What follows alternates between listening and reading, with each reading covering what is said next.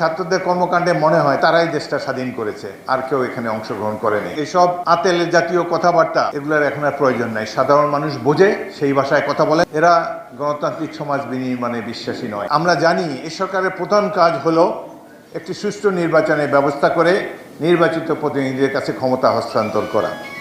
কিন্তু দেখা গেল যে যায় লঙ্কায় সেই হয় রাবণ। তারা দীর্ঘদিন 10-20 বছর ক্ষমতায় থাকতে চায়। ইতিমধ্যেই দেখা গেছে যে আওয়ামী ঘরানার বহু লোক উপদেষ্টা পরিষদের মধ্যে ঢুকে গিয়েছেন। ছাত্ররাও মনে হয় যে ছাত্রদের কর্মকাণ্ডে মনে হয় তারা আমাদের সন্তান তুল্য, মনে হয় তারাই দেশটা স্বাধীন করেছে, আর কেউ এখানে অংশগ্রহণ করেনি। আমাদের এই যে হাজার হাজার লোক জীবন দিল বিএনপি এবং অন্যান্য রাজনৈতিক দলের, তাদের হিসাব নিকাশ কে করবে? এবং মাঝে মাঝে দুঃখবোধে আক্রান্ত হই। দুদিন আগেই ছাত্রদের বড় নেতা, বৈষম্য বিরোধী ছাত্র নেতা বলেছেন যে 2000 লোক একটা ভোট দেওয়ার জন্য জীবন দেয় নাই। আরে ভোট এত সোজা? ভোটই তো গণতন্ত্রের প্রতীক। ভোটের জন্যই তো আমরা 71 সালে লড়াই করেছি, গণতন্ত্রের জন্য। এই লড়াইও তো হয়েছে গণতন্ত্রের জন্যে, বাক স্বাধীনতার জন্যে, জনগণের মৌলিক অধিকার অর্জনের জন্যে, যার প্রথম পদক্ষেপ হলো একটি সুষ্ঠু নির্বাচন। নির্বাচন গণতন্ত্রের প্রধান উপাদান। আর এরা বলতেছে ভোটের জন্য দেশ স্বাধীন হয় না। তো কী জন্যে এই যুদ্ধ, কী জন্যে আমাদের এই আত্মদান? ভোট এতই হেলাফেলার বস্তু?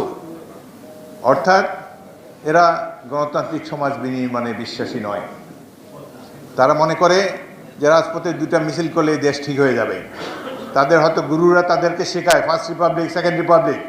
রিপাবলিক একটাই, যেটা আমরা 71 সালে সৃষ্টি করেছিলাম, 1971 সালে। এখানে সেকেন্ড রিপাবলিক, থার্ড রিপাবলিক, এসব আতেল জাতীয় কথাবার্তা এগুলোর এখন আর প্রয়োজন নাই। সাধারণ মানুষ বোঝে, সেই ভাষায় কথা বলেন।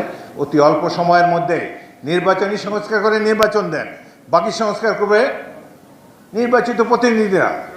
জনগণের মুখের ভাষা তো নির্বাচিত প্রতিনিধি, সেই নির্বাচনে আপনারা অংশগ্রহণ করেন। ছাত্ররা অংশগ্রহণ করতে পারে, তাদের যে নাগরিক পার্টি আছে তারাও অংশগ্রহণ করতে পারে, অন্য কোনো দলকে সমর্থন দিতে পারে।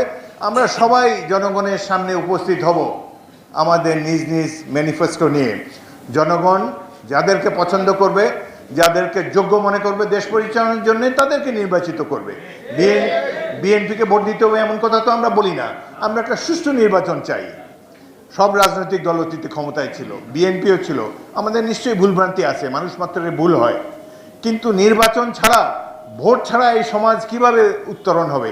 কিভাবে মুক্তিযুদ্ধের আদর্শকে আবার পুনর্বাসন করা যাবে? মুক্তিযুদ্ধের আদর্শ ছিল সাম্য, মানবিক মর্যাদা, সামাজিক ন্যায় বিচার। এইসব কথা তো এই সরকারের কাছে শুনি না, বর্তমান তত্ত্বাবধায়ক সরকারের কাছে। সংস্কার করবেন কই? সংস্কার তো দেখছি না, কোথাও তো কোনো সংস্কার দেখছি না।